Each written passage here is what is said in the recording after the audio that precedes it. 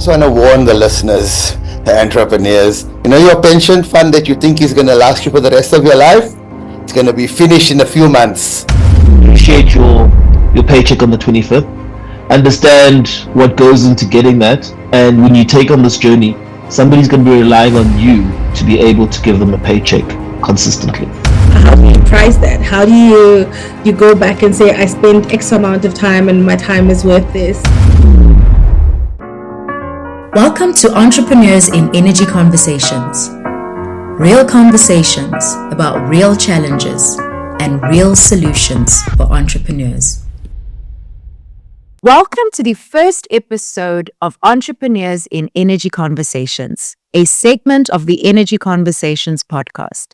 My name is Thokozile Zambane, and 10 years ago, I jumped headfirst into starting an energy business and had no idea what I was getting myself into. I have faced the challenges, learned some very difficult lessons, and know the hurdles of building a business in this space.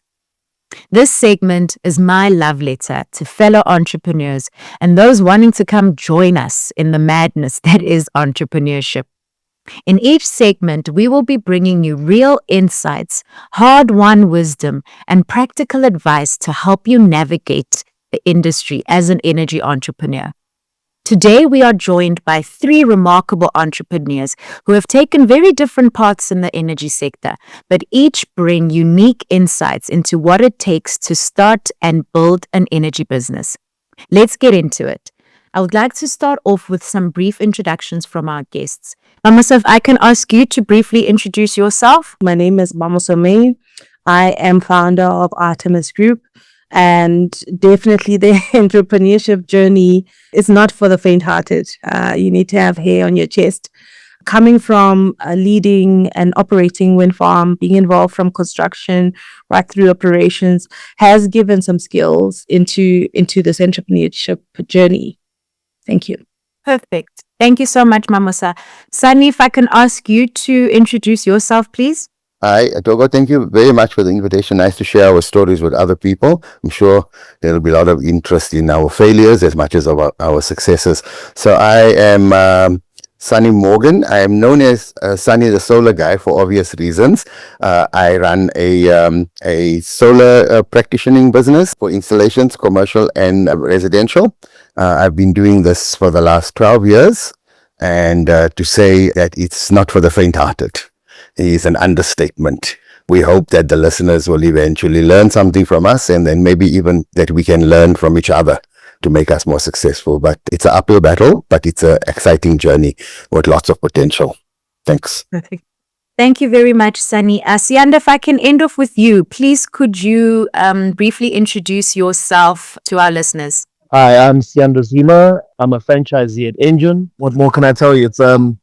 It is a very interesting space to be in. Obviously, with everything going on right now, like you never know what's happening, right? You're always checking the oil to the dollar exchange. You're always trying to figure out whether the price is going up, whether it's coming down, where you need to keep your volumes at. It's fun though. You own your own time. You do your own thing. Perfect. Thank you. Thank you very much for those introductions. Looking forward to digging into the conversation. I think we can all concur that it is not for the faint-hearted. It is for the brave, but truly a very exciting experience to get to be an entrepreneur. Tiana, I'd like to start off with you. As you said, you are an Engine franchisee. What inspired you to get into this space? What were some of the challenges that you experienced in setting up your business? My dad was a franchisee, not with England, but with one of the other oil companies. So to get my pocket money on weekends and holidays, I used to pour petrol, work the cashier, and just being around that environment and seeing how my dad owned his time, it was always something that was very attractive to me. So I went out, I did do my stint with corporate. My dad was always one of those guys who used to say, in order to be an employee, you need to know what it's like to be an employee.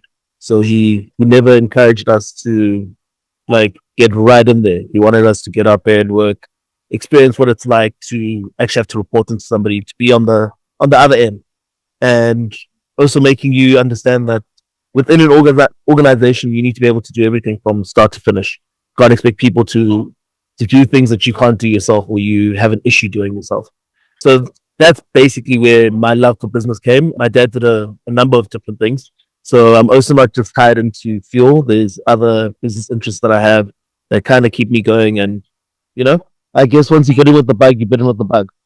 Thank you so much. And it really is a bug. And I think that's probably one of the things that anybody who is looking to become an entrepreneur needs to be mindful of, is that you're very often going to be involved in multiple different businesses at the same time, a lot of which is because some businesses are operating at a stronger place in a different season than others, and we're constantly playing this balancing act. Mamosa, I'd like to come to you, and as you've said, having recently transitioned from a leadership role in the energy sector to entrepreneurship, what motivated that shift, and how has your leadership background shaped your approach to entrepreneurship? Thank you for that, Togo. I think some of what Sianda said resonates with me. Starting in the industry about 12 years ago in an entity where there were two of us, you get to do everything and build everything and try and create something. And I got to a point where I had reached a ceiling, and I have also experienced quite a lot of challenges with small little things in our operations where you don't have somebody in the industry who can help you with certain things. So I saw this as an opportunity to help entities like ours who were struggling with minor issues and needed expertise to support them for a short period of time. Even with that, expanding into operations and maintenance and understanding some of the gaps that existed there. That's something, all those interests really come from my experiences and my challenges in the job. But definitely building a business from scratch, understanding which levers to pull, building the policies, procedures, creating the relationships, I think has been key to helping me transition from that role into this entrepreneurship journey. Thank you very much for that, Mamosa. And I think a really important point about wearing multiple hats at the same time. And the reality is your business is your baby. If you want something done and it's not getting done, I think any entrepreneur would attest to the fact that you get in there and you make sure that it's done. And I think it's also just ensuring consistency in how your business grows and evolves. So you need to have your own fingerprint and DNA in how it is set up, and be able to, I think to Sianda's point as well, you must be able to do every job. Or at least have a full understanding of every job, so that you're also able to check whether somebody is cheating you or not, or employees are actually being effective in their work. Sunny, I'd like to bring you in here. And as a seasoned energy entrepreneur, you've really been able to see the industry evolve over the years. What have been some of the biggest changes that you've observed in the years, and how has that influenced your business strategies? We in this thing for 12 years. I can't believe it. In the initial stages, I tell people that solar was like black magic.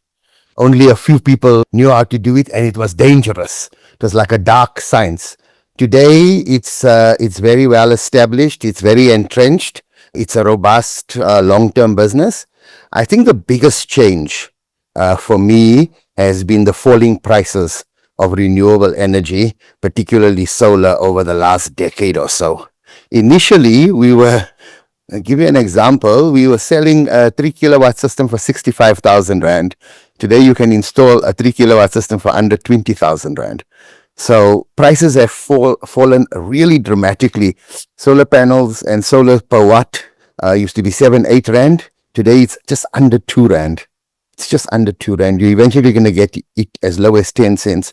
In fact, the indications are that solar will become so cheap, it will be too expensive to measure.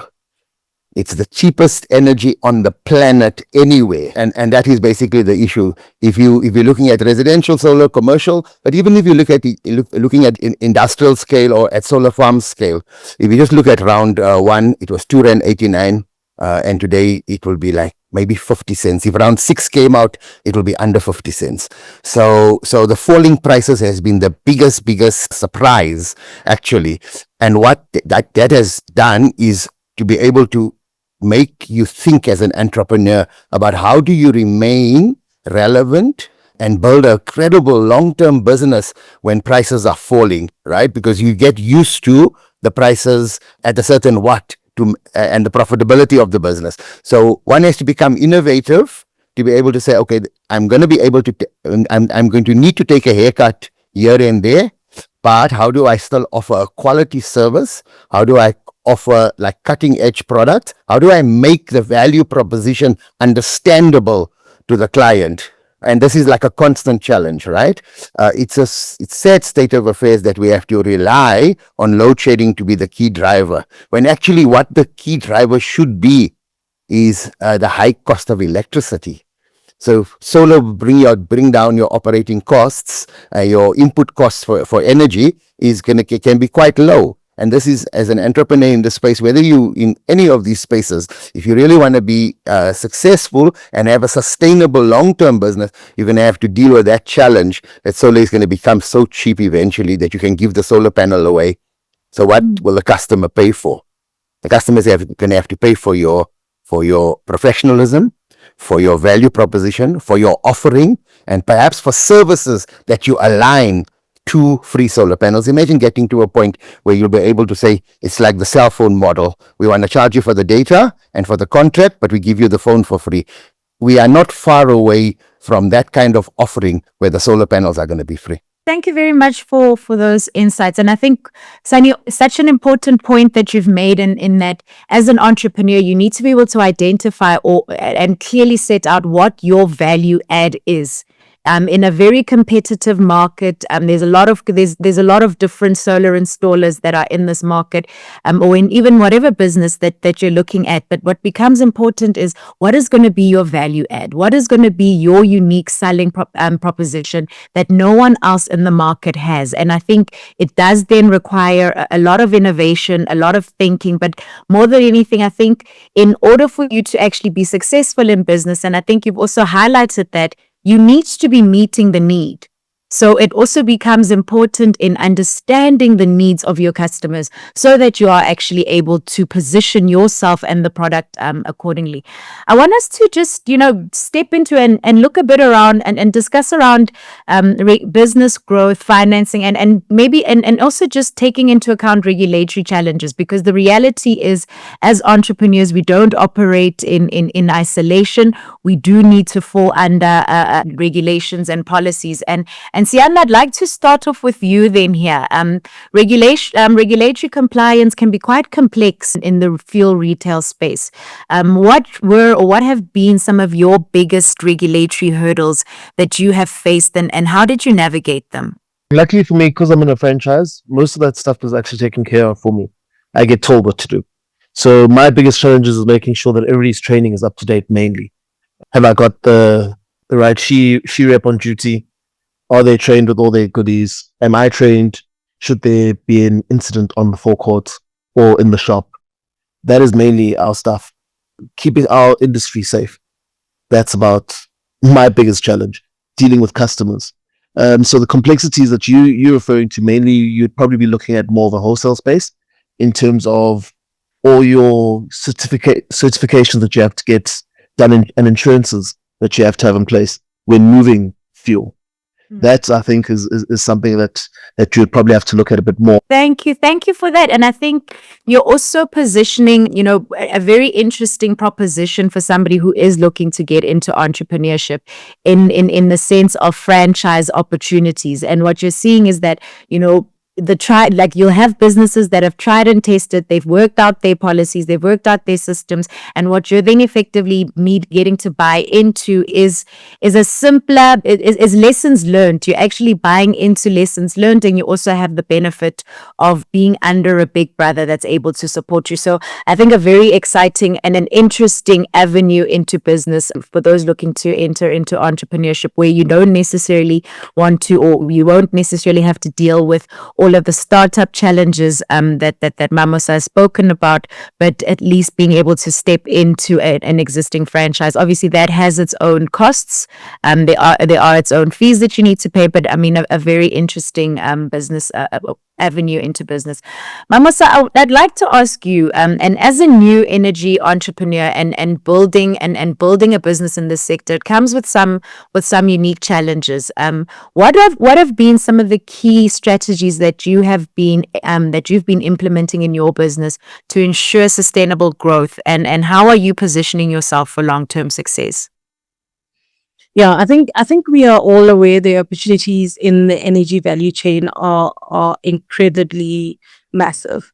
And we all have these massive dreams as well. Going into becoming an entrepreneur, you dream of all these things that you want to accomplish. I think that having a model that you can replicate, and eating the elephant in small bites is always going to lead to sustainability. There are quite a lot of work streams that we've implemented in our business that are sort of quick wins now that position us for the long term. And that's the approach that we started implementing, looking at small wins to build that track record, because ideally somebody wants to work with somebody that has done it somewhere else. Like I've said, it's wash, rinse and repeat type of model. So you want to start small, building these track records in the various work streams that you want to pursue in your business until you launch your big product to the market. Because during this time, you're also investigating and understanding how you refine that product offering and what changes should you be making to your value proposition. So I think those are some of the strategies that we've sort of undertaken in our business to try and make sure that we embed ourselves for the long term. The government has regulations up to 2050. So the opportunities we need to make sure that we exist in 2050. Even if I'm not around, the business needs to continue. Yeah. Perfect. No, very, very true point. And it's quite important that we ensure that we are going to be there. And I love what you're saying in that it's about finding, the little areas or the little avenues that you can step in and fully entrench yourself in. Because one of the benefits, or one of the greatest thing you can give yourself as an entrepreneur is being able to, and borrowing from energy language, being able to give yourself base load. Because at the end of the day, you need to be able to be sure that no matter what happens each month, I'm going to get this particular work. It's going to pay me this particular amount of money. And based on that, I'm able to plan forward and grow my business. And I think it's quite important, as entrepreneurs, we have these big, big dreams. I want to go build a power plant, or I want to go do this. But in the meantime, rent needs to be paid, expenses need to be paid for. So it's very important that you've identified an avenue in your business that then has that necessary base load to keep you going, so that as this industry and as the sector evolves, you are there for all of the magic that's to come. Sunny, I'd like to come back to you here, and again, gaining some insights from your experience from having been in the sector for so many years. I'd imagine, and as you're saying, with the changes with the decrease in solar prices, that obviously has some financial implications, and that probably has some implication in terms of how are you actually going to be able to grow your business and get the necessary funding in.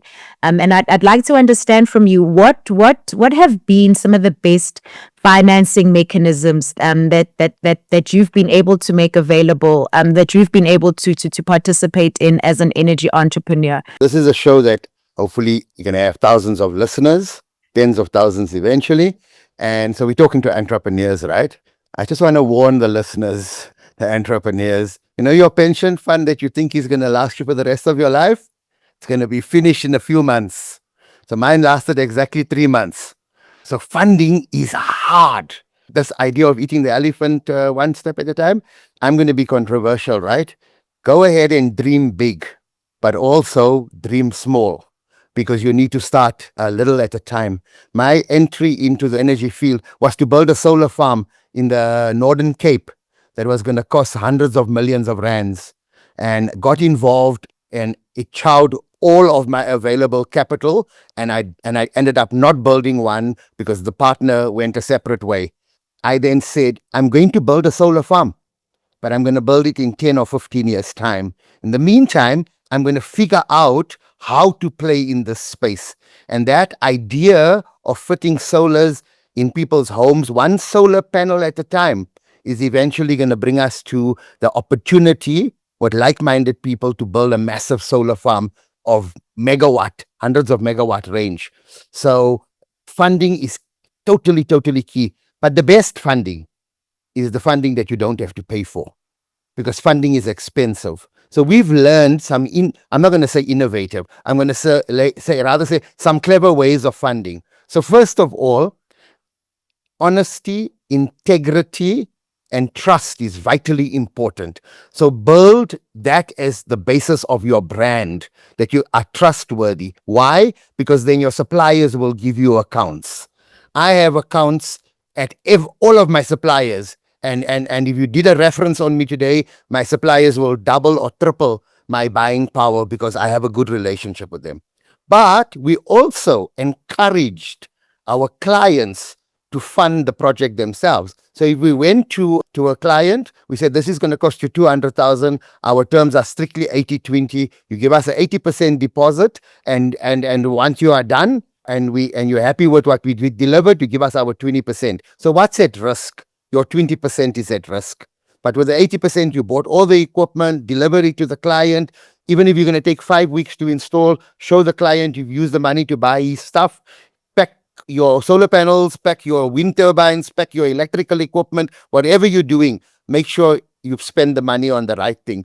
The idea of trust and building a credible business based on your reputation is vitally important. Because once you have a solid reputation, funders will come looking for you. So that's the other issue. But the entire funding model has changed. Initially, 12 years ago, nobody wanted to fund solar. Today, if you went to any person who's offering loans, funding models, people who offer contract finance, they're happy to jump on the bandwagon. The banks themselves are so-called solar practitioners and solar installers now. Versify, Go Solar, Standard Bank's offering, they all recognize the opportunity to fund solar or fund renewable energy. And if you were doing it at a commercial level, it's very, very easy to make a sale in the commercial level, because everyone's willing to back a client that's going to be taking advantage. And then obviously there's tax incentives, right? There's still the tax incentives at the commercial level. Sadly, the tax incentive of 15,000 Rand for the solar panels at SARS for individual taxpayers has fallen away. And this is the one big challenge, is legislation and policy is very confusing in the renewable energy space. We can't get government to nail it down. They should nail it down, because it is the biggest opportunity in South Africa. In fact, on the whole of Africa, it could be such a money spinner. The signals from Eskom, from government, from policymakers, from municipality is so confusing, we can't keep up. So as activists, energy activists in this space, not only entrepreneurs, we must band together, join the right organizations, and give government a formidable set of rules, regulations, policies, and ideas, not just theories. If they come to the party with solid policy and low points of entry, no barriers, I think if you think that solar is ubiquitous now, wait a decade, wait 5 years. Renewable energy is going to take over the energy value chain across the board. And that's the great opportunity for Africa. You've highlighted a very key point in that, unless, of course, it's a pure service business and you have no input costs other than your survival, so to speak. If you are looking at a product, you actually need money to make that money. If you are going to sell a solution to a client, very often you need to be able to have pre-bought that solution in order to be able to deliver.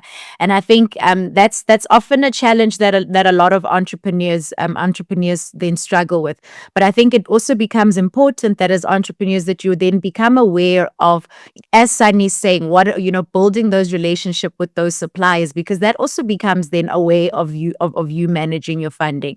But also being aware aware of the various purchase order funding that you have in the market, because purchase order remains a really great way for entrepreneurs to fund their projects on the basis of, you've got a secured offtake. It's quite, you've got credible products. Obviously, it can be a bit expensive, but it's in a nice way to initially be able to get going. And I think it also, we also speak to the fact that as entrepreneurs, we shouldn't necessarily be over reliant on external funding, especially because funding comes with a cost. So unless you're able to get the grants, we all want the grants where we're not going to pay back and there won't be any interest. That would be great for us all. But unless you're able to do that, it then says, as an entrepreneur, your first port of finding cash has to be in your business. Your first port has to be saying, how am I actually going to generate this money? And to your point, Sunny, when you are running a formidable or respectable business where it's clear where your inflows are coming from, it's clear the quality of customers that you have, the funders then are more amenable to actually coming to the table. They'll actually even want to present you with this funding.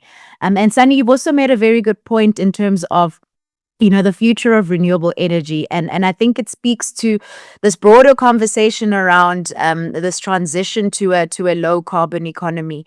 And Sianda, I'd like to bring you in then from a fuel industry perspective. And as we're seeing this shift towards alternative energy sources, how do you see fuel retail evolving, and how are you positioning your business for future changes? I don't have full carte blanche there, as I mentioned earlier, because I'm a franchise. So I take my narrative from head office. However, there are discussions around how we can adapt to what's coming. Obviously, here in South Africa, it's going to take a while. Infrastructure is not really there to really take away from our fuel cells. But as you've noticed, there's the odd charging station that's popping up here and there. But in actual fact, I can't speak for all franchises. But within an engine situation, our focus is now mainly within the shop. I don't know if you've noticed, we are taking over more of our brands, and that comes from more of a change within engine around the leadership of the company. A lot of our more senior people now come from one of the other big retailers, and they're implementing those strategies. So right next to your Maynards now, you'll find there is Quickies, the Quickies range, which is basically engines, sweets, and candies, where you'll find there's Jelly Tots, there's Astros, and the likes, but all in-house brands. So our main move and main shift with everything that's happening is actually more on a retail space, more of a 24-hour supermarket that you can get a whole bunch of stuff done. And eventually, with the shift from fuel to electric, you'll probably find we'll have charging stations. More logically, you'll probably find that our shift will move more along the lines of how we operate with gas, where you'll come with an empty battery and we'll exchange your battery.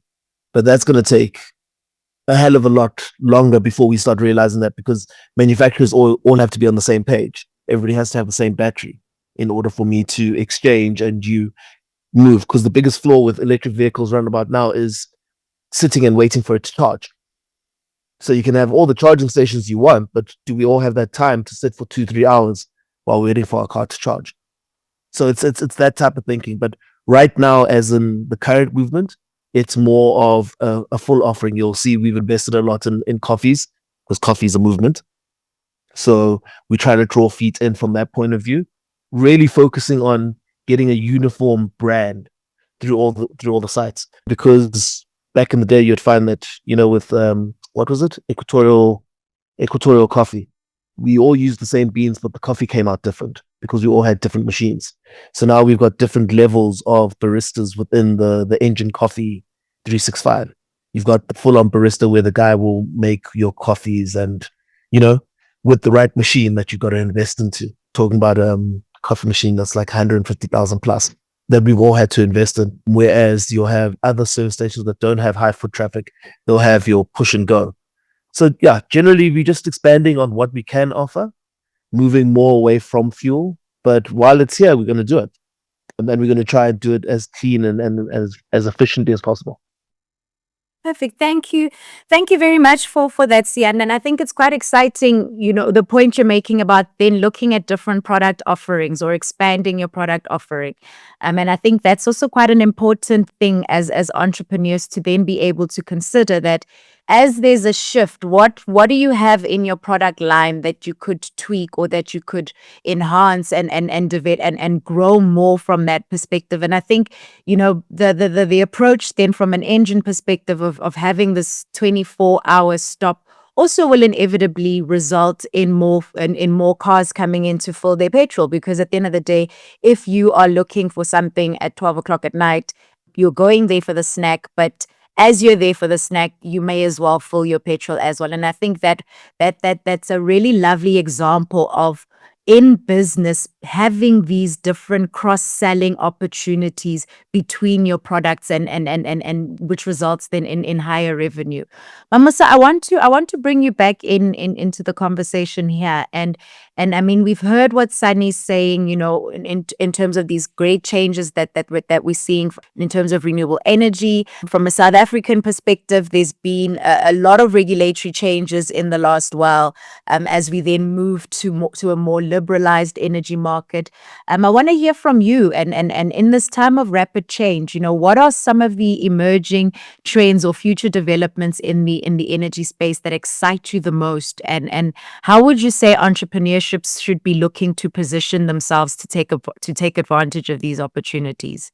Thanks, Togo. I think the emergence of the private space and the growth there with private PPAs, that's quite exciting, because you've got sort of non-traditional renewable energy parties purchasing or large scale energy, like utilities using and buying the energy. And that's exciting, because now you've got mining houses coming in, large industrial clients coming in, and seeing the opportunity there, in supporting them. Having been in the industry for 12 years, there are certain challenges that many don't really anticipate until you have and run a project of that size, that megawatt scale size. So the opportunities are there in supporting some of those enterprises, implementing structures and strategies that will improve the yield. Ultimately, they want their mine to run. It's not about generating electricity. It's what the generation does for their business, which is continue the mining operation or continue their manufacturing business. And some of those things could impact, I mean, the energy supply side could impact the output on their side. So they do need a lot of support from the supply side to see how they can maximize that and guarantee the output from those energy generation units into delivering their output from their mining or industrial businesses. I suppose regulation and the activities that are happening in the sector could definitely drive entrepreneurs into certain niche spaces for industrial clients and major users and consumers. I think as an entrepreneur in this space, you need to read a lot. There's a lot of information being released through various sources, and for you to have your finger on the pulse, you definitely have to spend a lot of time reading and investigating and understanding and having conversations with people that are influencing some of these policies to also be able to deliver a product that you can to the market. I think that's probably the most important part right now, is the reading. Because unfortunately, as an entrepreneur, the buck stops with you. Unlike if you're a CEO, you can take it on the chin, but nobody's going to say thank you. You need to thank yourself and invest in the time in researching and understanding the policy and how to position yourself to take advantage of the opportunities.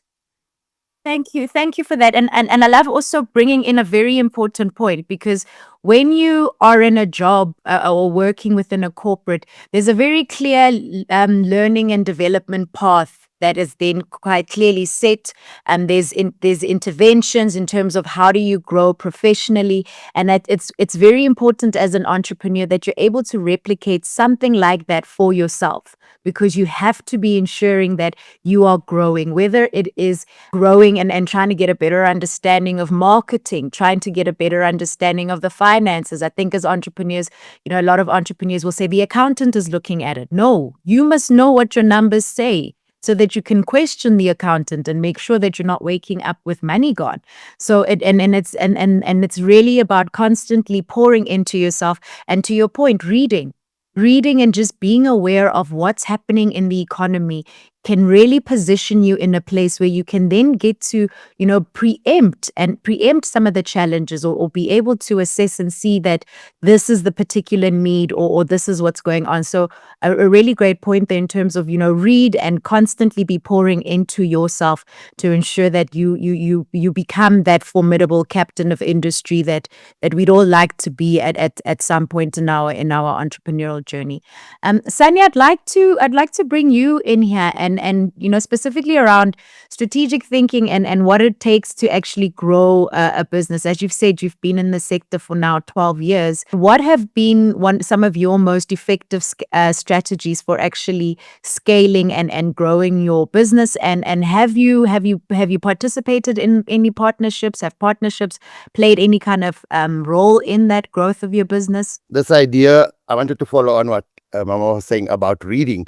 So reading is like absolutely essential, but you need to take it to the next level. It's actually about learning. You have to be constantly learning. When I decided that I was going to become an entrepreneur seriously, because this is my fourth attempt at a business, right? And it's the one that's most sustainable, and I've applied myself most effectively. I did two important things. I went to UNISA and went to go and do a program, an 8-month program on strategic thinking. Made strategy a central point of what I wanted to accomplish, and I recognized, because I had a business mentor before, and whose daily preaching was around strategy. The second thing I did, I realized I would have to make deals, so I went and I did quite an expensive course at Harvard on negotiations. These are important things. If you're going to take this thing seriously and you want to be that entrepreneur that's going to be not just a self-employed person, but a business owner, and you want to scale and grow that business, then you're going to have to apply. And I don't care what degree you come into this thing with, right? You'll quickly learn that in some of the degrees are useful for hanging on a wall. So it makes a nice background for your Zoom calls, but it's not really going to help you in how you're going to run this business. You need to be a strategic thinker, and you're going to need to understand negotiation deeply, and power relationships. You're going to have to understand relationships also. So what has worked for me and how I've applied the strategic thinking, I said, what is going to give me the quickest return for a big deal? Because I was doing a lot of smaller transactions, but I was trying to aim for a big transaction. But I said it's easiest thing to do, and it's not controversial to say, going it alone you can make X amount of money, but going in with a partner you can make 10x. And this is what I understood. I then went out and actively looked for a partner that I would be able to lean on and partner with for projects of a certain size. So anything above 0.5 megawatt and above, commercial, I partner. Everything below 300, 400 kilowatts, we have our capability to do it on our own. But above that, partnerships have played a vital role. We've done huge transactions in the commercial space, and all fundamentally built on partnerships.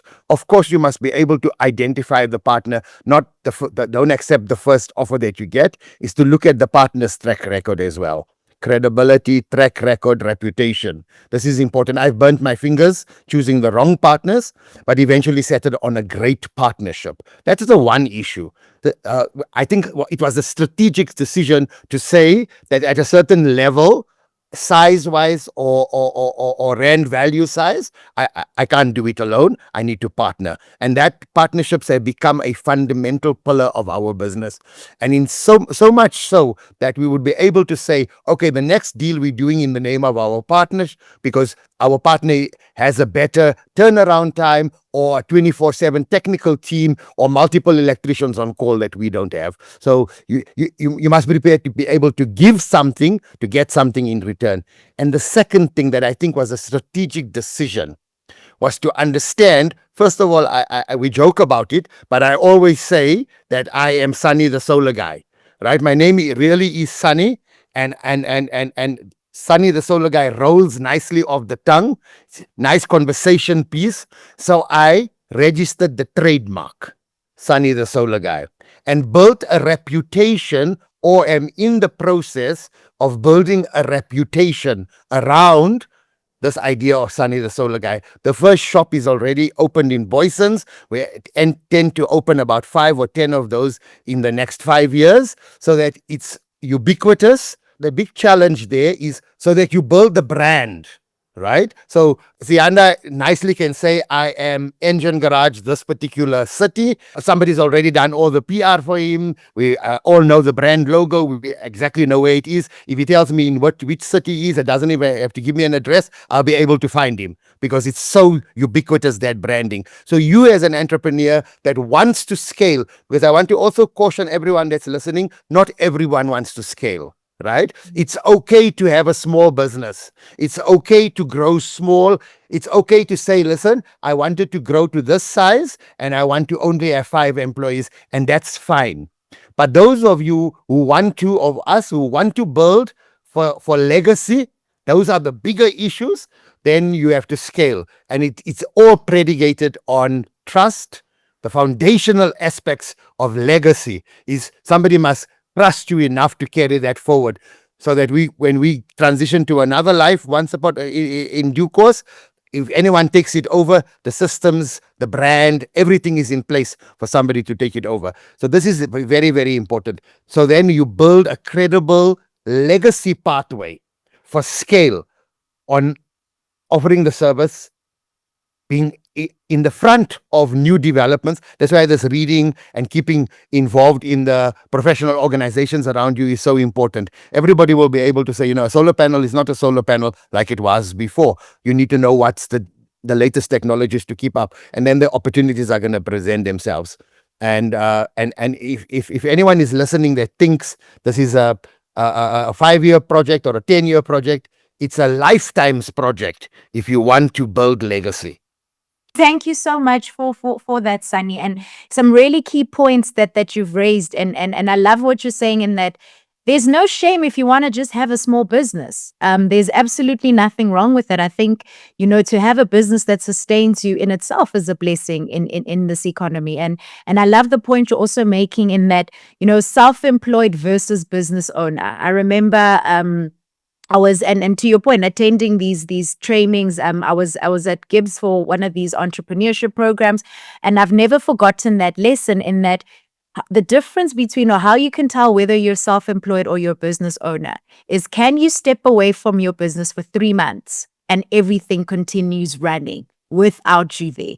And it was a sobering moment for us all who walked in as saying we're business people, to say, oh, I'm actually self-employed at this point in time. But again, you've got to start somewhere. A really great place to start. And I love what you're also speaking about in terms of building a brand. Something like an engine doesn't get there. It didn't just miraculously happen. It's an intention, and it's intentionality in building it. And to your point, it is a lifetime. It takes a lifetime to really build something that is going to be meaningful, that you can then hand over to the next generation. I want us to get into and just discussing around challenges, because I think unless you've been on this journey and experienced some of the stuff firsthand, it's very easy to have a very romanticized view of entrepreneurship. Oh, look at them, they get to own their own time, but the reality is the sacrifice that comes with some of these perks, So, for example, people in corporate on the 25th, it's not an awkward day. They know that the salary is going to come in. Whereas an entrepreneur, even though you're able to have that flexibility, the 25th means something very different. You have to pay salaries and potentially find yourself in a situation where after all of the salaries have been paid, you're not paid because you're the one who decided to take the risk and start a business. So I'd like us to just explore some of these challenges from our guests and hearing how they've dealt with it. Sianda, maybe just starting with you. And I think in terms of what you said at the beginning around watching oil prices and things like that, maybe you can share with us what have been some of your biggest operational challenges in your business and how have you adapted to keep things running smoothly? Just to give you an example, let's say a fairly average service station, no fireworks or anything, you'll find will go for about, say, 10 million, right? Of that 10 million, they want you to come with 20% unencumbered. That's what you need to have. Additionally to that, you still have to have working capital outside of your 20% unencumbered. So the numbers just keep stacking. They keep stacking. And it becomes very scary at some point because you literally, you can go bust. Cash is king in the space and it's all about cash flow. And that's where checking the oil prices and the dollar and trying to predict whether the price is going up or down plays a very big part. Because we're in a franchisee dealing, for them, it's millions. So if the price is going down, they're going to try their utmost best to flood you as their client with stock, even if you don't need it.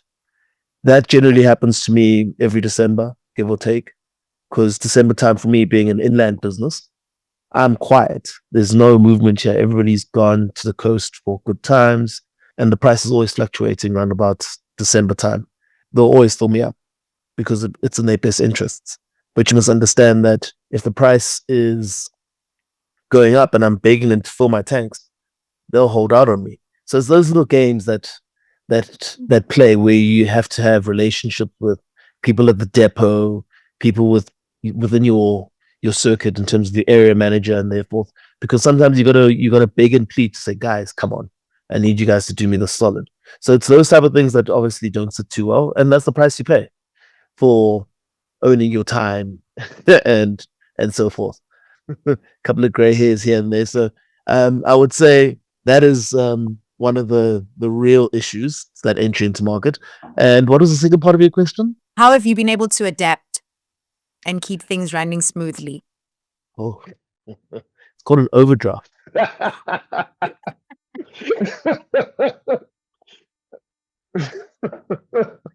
Yes. Hate to be the bearer of bad news, but yes, you kind of have to. You have to play with these type of things. I really, yeah, I can't answer it any other way. Like you can't really fully predict those things. You just gotta roll the punches. Sometimes you win, sometimes you lose. Oh, perfect. And sometimes you lose, hey? Sometimes Yeah. you really, really lose. And sometimes it gets hard. I love that, when you said the overdraft, everybody laughed because everybody got it. Everybody got exactly what that meant. Yeah. And I think, and I think entrepreneurship's taught me to always look at the bright side of life, and I think, Sianda, the bright side of that, what you're saying is that the bank is still trusting you to give you an overdraft. And that means a lot, right? That means a lot. So appreciate that. But yes, I was just saying the challenges are there. It can be tough. And Mama Sa, having been a new entrepreneur, what have been some of the unexpected challenges that you faced now in starting and building your business, and how have you overcome them? Pricing has always been a big issue, particularly in some of the softer side of the business, the consulting services.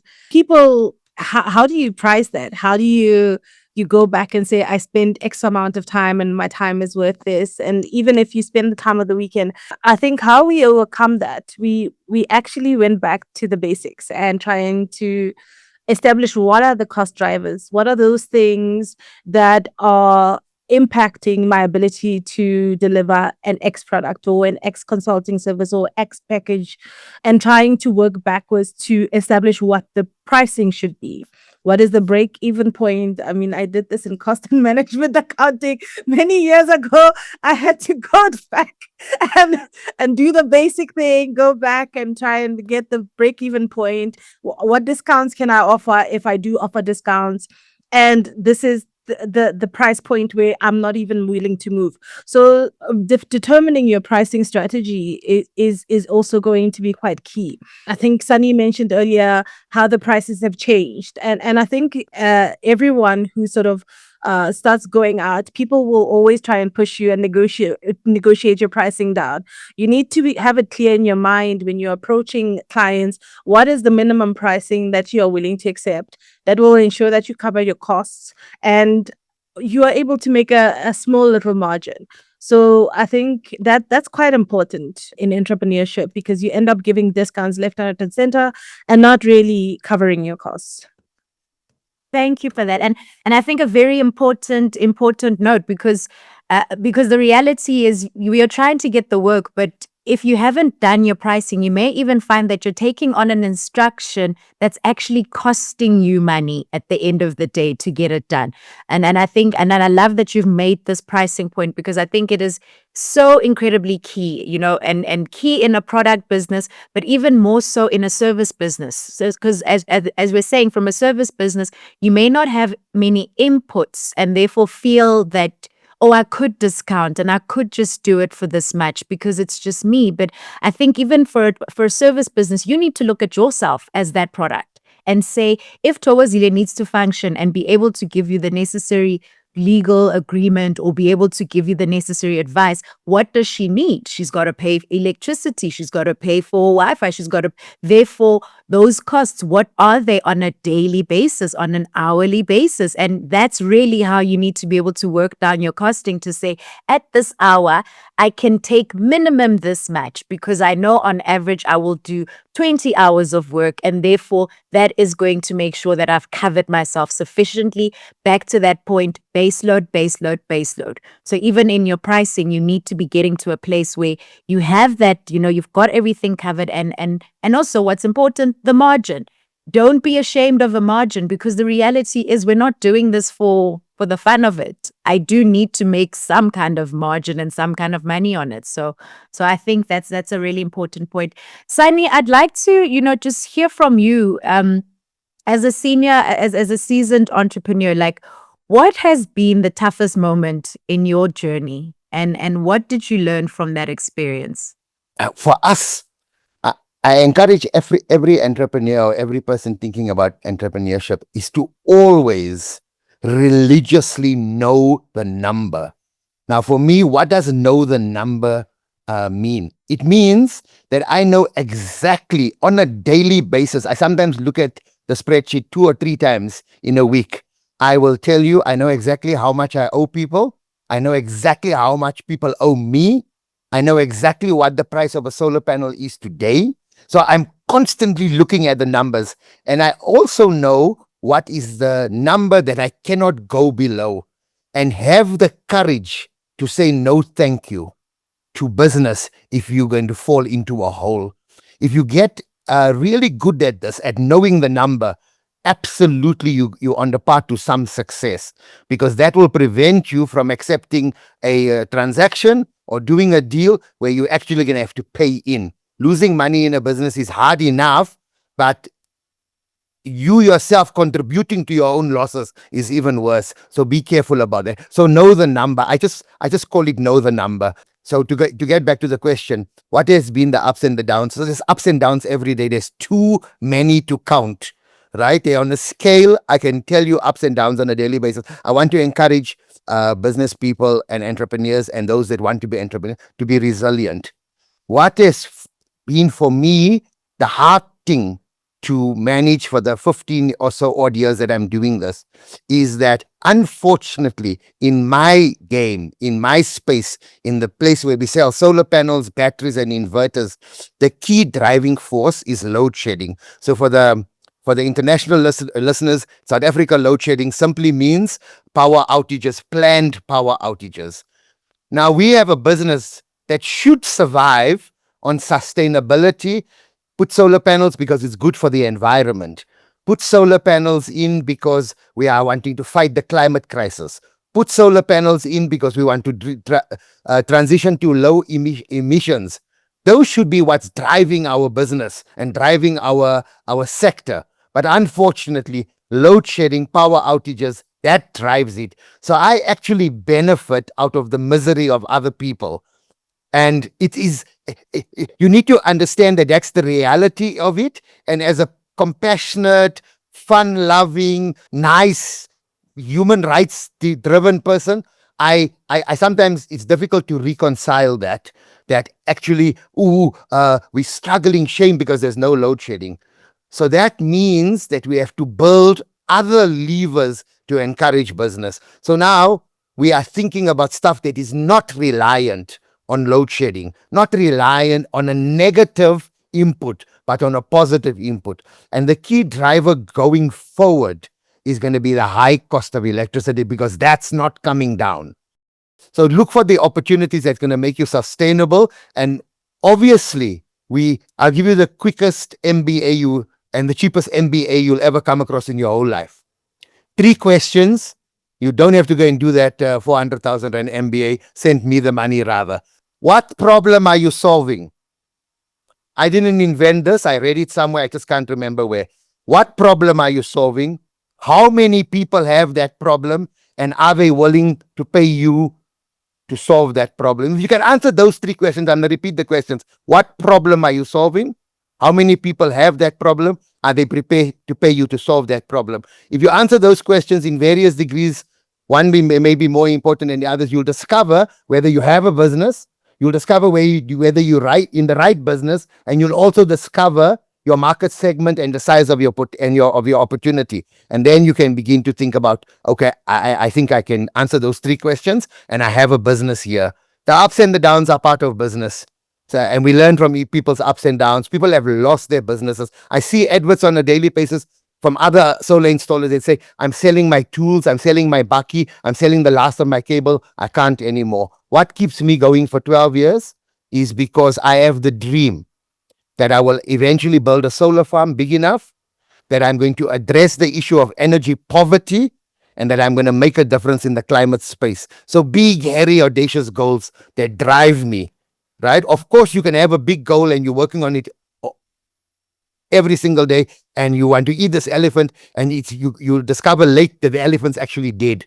You must also have the knowledge to understand. Also have the knowledge to understand that I'm not winning here and I'm down the wrong path.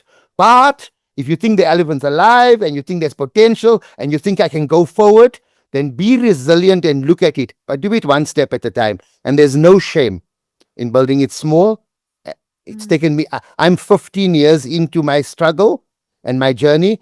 This year was the 2024 was the first year out of like 14 years of non-stop work that I could say to myself, actually 2025 is really going to be good because I have some reserves. I've never gone over a financial period or a December to a January with any reserves. So you start January of every year as poor as you were when the first business you opened. And this is the first time that I have that encouragement because the tank is a bit filled. And not by much, I still can't say fill it up, Sianda. So I'll still only go half a tank, but at least there's something in the tank. So I want to encourage the resilience, the reputation, the value proposition, the knowing your story, the not getting confused and being distracted and focusing on the vision. I can tell you that's been my part. Other people will take different journeys. That's been my part. It's kept me going. And I actually believe that solar is going to be so ubiquitous. Renewable energy is going to be so ubiquitous. It's going to replace everything. It's the largest economic opportunity on the planet. Thank you. Thank you for that, Sunny, and jumped straight into giving us your closing remarks as well. Sianda, I'd like to hear from you. Any final reflections, and maybe just something you wish you knew when you started this entrepreneurial journey. Sure, I'd have to say it's not all roses, but it is worth it. If you're doing something that you truly love, sleepless nights, the stresses about money's going off your account, monies that you didn't know where they were going and why they were going, because people have access to your account all willy-nilly when you're in this game. It's all worth it eventually. You know, like the sacrifices that you put in, you do end up having extended family in the environment that I work with. I see the same guys every day. You get to know them. You know their story. You know where they want to go. Some of them, this is a pit stop. Some of them, this is what they want to do, and they're happy doing it. One thing I will say is appreciate your paycheck that comes on the 25th. Understand what goes into getting that. And when you take on this journey, somebody's going to be relying on you to be able to give them a paycheck consistently. Scary, scary, scary. Mamosa, if I can hear from you, what do you wish you knew? I mean, you've just recently started, but what do you wish you, as you are making the journey to transition, and what encouragement would you give to somebody looking to join?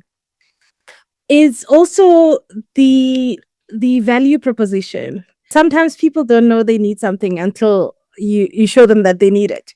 Even though they need it. I think South Africa is quite a unique country in that everything starts with a relationship and grows from there. And business evolves from relationships. It's not like you can buy things online and never see people. So relationships are quite key. And I think I didn't understand how important the relationships I have now were when I was employed. And having to leverage on those relationships now to say, can you just unlock the door? Can you even just open it a little bit? I'll sneak in and do my thing. I think that is a key for any entrepreneur, that your relationship building capabilities must be out of this world. Because you may not see the need for that relationship now, but down the line, when your big dream is coming together, you may need to lean on some people. Perfect. Thank you. Thank you. Thank you very much for that. Sunny, any final concluding remark from your side? Just wanted to encourage those who are thinking about entrepreneurship. Notwithstanding how hard we said it is, it's worth it if you have the resilience. The respecting the paycheck is vitally important. You know, people used to say, I left my job because I didn't want to work 9 to 5. Now I work 6 to midnight. So it's going to be hard work, but if you have the resilience, you can make this thing work. There are so many opportunities. Don't underestimate the value of partnership, the value of relationships, but above all, the value of learning. Some of the biggest opportunities that are going to be in play within the next 5 years haven't been invented yet. Take, for instance, AI, artificial intelligence. It's revolutionizing everything we do. Central to that is going to be that you have equipped yourself with some skills and some tools. And even if you are still working in employment somewhere, and if you have this idea to do it in a year or two, begin learning right now. There's a absolute endless amount of information available online in courses, short courses. And even if the first course is how to speak English properly, how to communicate properly, or how to negotiate, or how to become an active listener, all of these things are important and skills that are invaluable in running your business. I wish you well. Thank you. Thank you very much for that, Sunny. And thank you to our guests. I think a lot of brutal truths shared, but I think nonetheless still quite inspiring insights, because I think the reality is, as far as entrepreneurship is concerned, you either have it or you don't, and the reality is your master will be tested daily, and it's so important to have a broader why. Why are you doing this? Because it's going to be the why when you are having that difficult day that reminds you, oh, this is why I left. Okay, let me keep pushing. And I want to also just touch on some key insights shared. You know, firstly, relationships. I think I can also concur and confirm that relationships really are make or break, in the same way that, they'll say people don't leave organizations, they leave people. People don't choose businesses, they choose people. And they'll follow that person regardless of what business or what it is that they're doing. But it's so important that you cultivate those relationships, but cultivate them in a way that's not transactional. Cultivating from a place of genuine interest, because you know what? I want to know what's happening in your life. And that's really it. I mean, I've got relationships that I've built over 4 years. It's only now that I'm saying, oh, here's my invoice, but it's because we've actually built a relationship. And I think a very key point that I think needs to be made as well is there's absolutely no shame in failing. There's no shame in something going wrong or getting it wrong. I loved what Sunny said, where he was like, this is his 4th attempt. And the reality is, you have to keep trying, or and you have to, I think to Sunny's point, if the elephant is dead, stop eating at it, because it's not going to take you anywhere. And there's no shame to then, because now you're holding on to this elephant and I'm not going anywhere. But the reality is, let it go, start again, take the lessons from that business and know that you're pouring it into your next business. And just thank our guests again for sharing again so openly and sharing and being with us and sharing of your time. I know that as entrepreneurs, it is very tricky. You could have been invoicing in this moment, but thank you again for your time. And I think also one thing that today's conversation reinforced is that the energy sector remains full of opportunities, but for you to be able to tap into that success is going to require resilience. It's going to require adaptability, and it's going to require a strong strategic vision. And I think most of all, it's to remember that no one is coming to save you. You need to figure out how you're going to drive this boat. A big thank you again to our guests for sharing their experience. And I hope that to our listeners that you've really enjoyed the insights and it's giving you some food for thought. And more importantly, practical takeaways for your journey. And perhaps also just the comfort of knowing that you're not alone. It is difficult, but that's why you have the wild ones. I think the ones that Steve Jobs spoke about. So let's keep pushing, let's keep trying. And until next time, your journey in energy entrepreneurship is yours to shape. See you in the next episode. Thank you for joining us on this installment of Entrepreneurs in Energy Conversations. Until next time, keep building and keep innovating.